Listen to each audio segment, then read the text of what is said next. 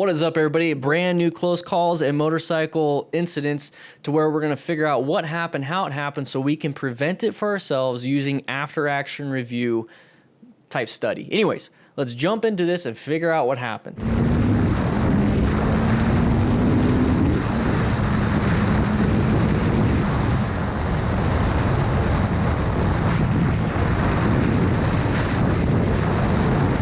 So right off the bat, I just want to point out, coming up right here, we have a posted speed limit, okay? So 35, and it looks a lot like we are doing about 78. Okay, so we're doing double the speed limit. The effects, the cause and effect of all this speed can play into a possible crash. Okay, speed itself is not the killer. Too much speed is, too little speed can be. The right amount of speed is what you want. And typically in an area like this where it says 35 miles an hour, you should be going 35 or roughly around that, because that is what the road is rated for. So we can't see hazards at this speed in this area. So ride within the conditions involved. So right here we see a few vehicles up here, and typically if we're going 35, we wouldn't reach these people for quite a while. But since we're going about 80 miles an hour in a 35 mile an hour zone, we're going to catch up to them super quick.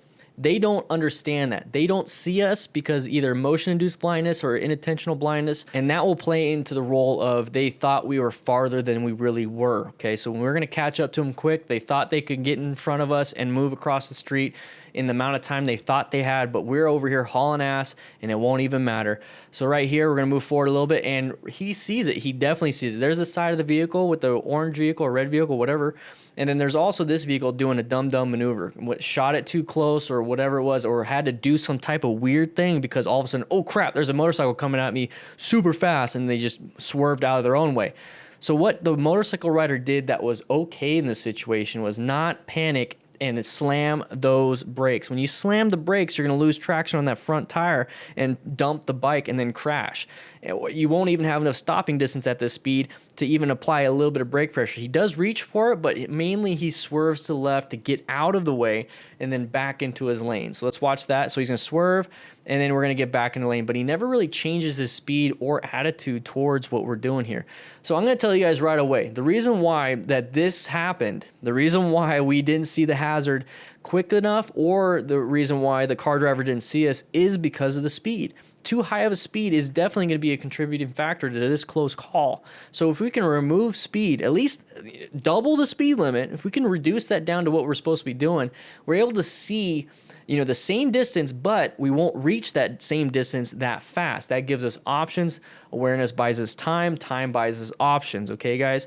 So do not haul ass. I think that's pretty self-explanatory, but also realize at high speeds, if there's an object in the way, sometimes it's just better to swerve out of the way than it is to slam those brakes. So I'm going to give him the kudos of swerving out of the way of a hazardous situation, but I'm also going to take those kudos back because too much speed. So end all be all, don't go this fast. Have plenty of tools in your toolbox. So know what you can do braking, know what you can do swerving, know what you can do when it comes to situation awareness and your fundamental skills.